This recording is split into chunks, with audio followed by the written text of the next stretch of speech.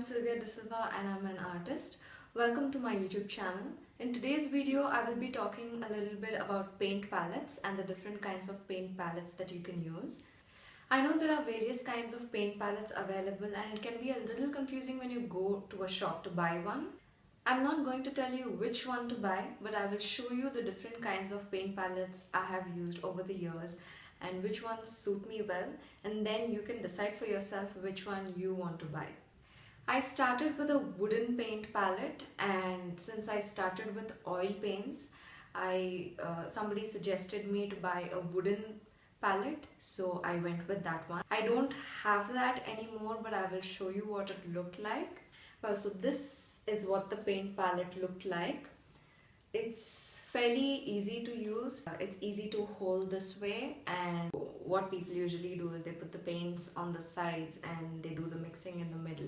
This is what I used, but mine wasn't a white one. I definitely suggest going for a white one.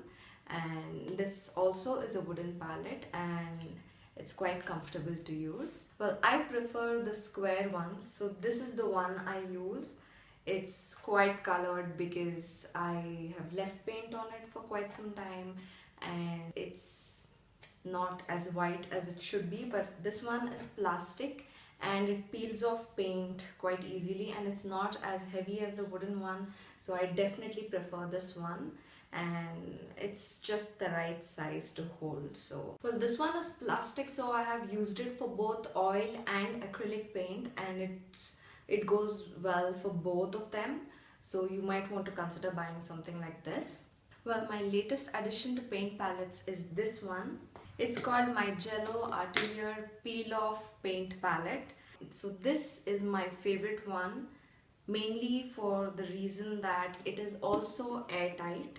So it opens this way, and I sometimes use a surface as well, and inside it's like this. One part has wells here and there's a plain area in the middle, and this paint easily peels off like this. The other side is plain like this without wells. The best part about this palette is if you are done with your work and you have some other commitment and you want to get back to it, say after an hour or after 2 hours, you can just close it like this and the paint won't dry up, and you can come back and get started as if you didn't take a break at all. So this one is my personal favorite and it works really well with oil and acrylic both. Well, there are a few more palettes that I prefer using. So this one is a deep well palette by Montmartre. This one is good when you're using heavy amount of fluid paints or soft body paints and you want to take a large amount, so this one works very well for it. I use it occasionally depending on the kind of work that I'm doing. I also find a lot of artists use these big paint palettes like this one. Well, it's too big for any beginner, so I wouldn't suggest going for something like this. You might find videos online with people using such big ones and they're pretty comfortable holding it like that, but personally I do not prefer it at all.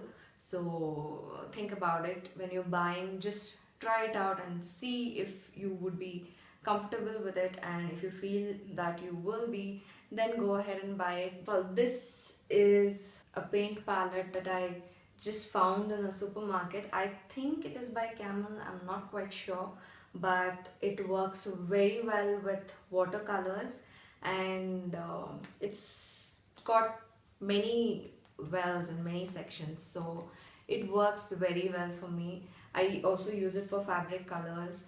Usually when you go to buy a watercolor palette, you will see that it only has like 6 sections and one area to mix up the colors or take water, but this has so many sections, so you can use it very well.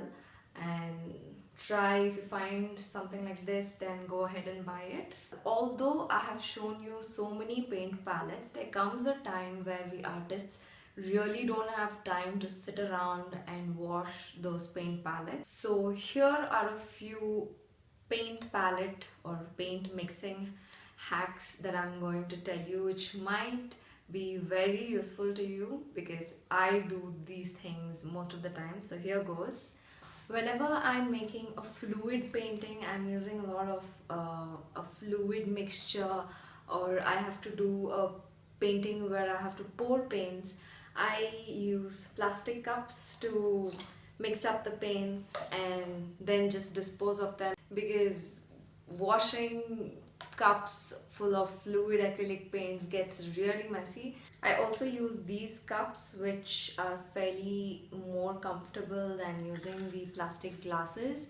Not a lot of paint gets wasted when you mix with them because it's quite shallow. I have also used disposable plates to mix paints sometimes because it's just easier, and I didn't have to deal with washing the palettes when I didn't have much time to finish a painting. So if I'm ever in a hurry, I use disposable plates. Another thing I use quite frequently is aluminium foil.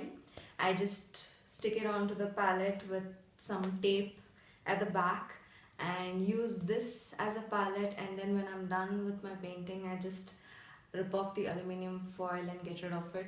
I've also used cling wrap, plastic wrap before, but the mixing of paints doesn't go very well on top of a plastic wrap. So if you can wrap it up perfectly, then go ahead and do that. But I'm just telling you that these are certain quick fix options that you can use. Well, that is everything I had to say. I've used so many paint palettes. I hope you don't have to go through so many to decide what is best for you. But I hope this video helps a little bit, and you can actually now go to a shop and look at different paint palettes and decide which one's the best. Well, I've already told you my personal favorite is the airtight one, because I usually paint for a while and then rest due to certain health issues. So I find it quite easier, and my paint is still wet when I get back to it after an hour or two. And like that, I can continue painting for the whole day. So good luck. I hope this video helped you, and I hope you will go ahead and buy a good paint palette that will help you out. So keep painting, keep experimenting, and I'll see you next week.